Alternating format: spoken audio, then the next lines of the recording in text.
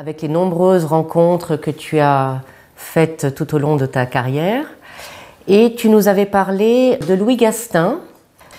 Et en l'occurrence, lorsque tu t'es présenté auprès de Claire Sant'Agostini, tu as présenté une thèse sur les répétitions d'aspects qui avait mis au point Louis Gastin. Est-ce que tu peux nous en dire un petit peu plus, s'il te plaît? C'est ça.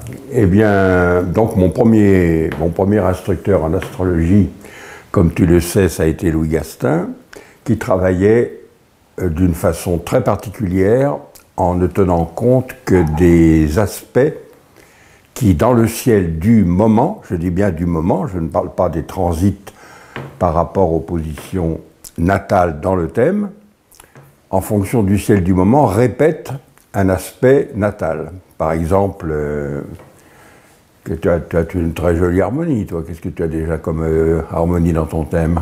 Oh, j'ai une conjonction Vénus-Uranus. Je ne sais pas si elle est jolie, mais... Oui. Qu'est-ce que tu as comme trigone J'ai un trigone Mercure-Saturne. Voilà. Mercure-Saturne. Eh bien, chaque fois que dans le ciel, il se produit... Bah oui, c'est un aspect d'ailleurs que tu partages avec Emmanuel Macron. Ah.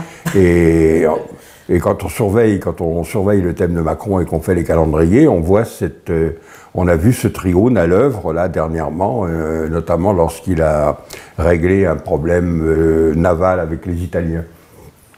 Donc chaque fois que dans le ciel il se produit un trigone, un sextile entre Mercure et Saturne, il se produit une action favorable des maisons gouvernées par Mercure et par Saturne. D'accord. Donc les maisons, les maîtrises des maisons sont particulièrement importantes. Les maîtrises des maisons, ça c'était... Alors il en faisait des calendriers, des répétitions d'aspects, en mettant les aspects dissonants et les aspects harmoniques, bien entendu.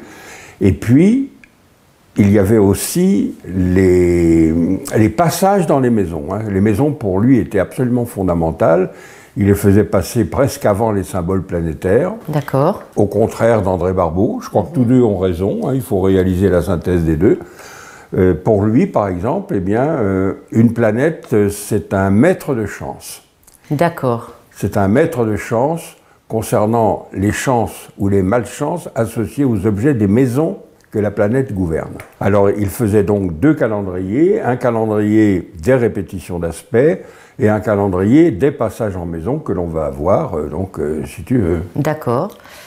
Et donc, nous avions vu l'autre jour que les gens commandaient ces calendriers à l'année. Oui. Ah oui. Alors, les gens commandaient, alors ils les confectionnaient par trimestre, mais il n'était pas rare que des gens, des PDG notamment, lui demandent le calendrier de l'année de façon à fixer à l'avance leurs rendez-vous les plus importants. D'accord. Et c'était donc un travail absolument colossal. Ah, c'était colossal parce qu'il n'y avait pas d'ordinateur, on faisait tout ça à la main et Louis Gastin employait 2 personnes à temps plein toute l'année, rien que pour... voilà, parce qu'on avait...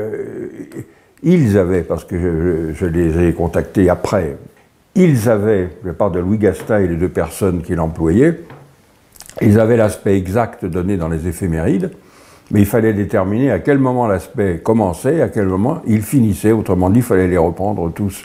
D'accord. Et aucune éphéméride ne donnait ça. D'accord.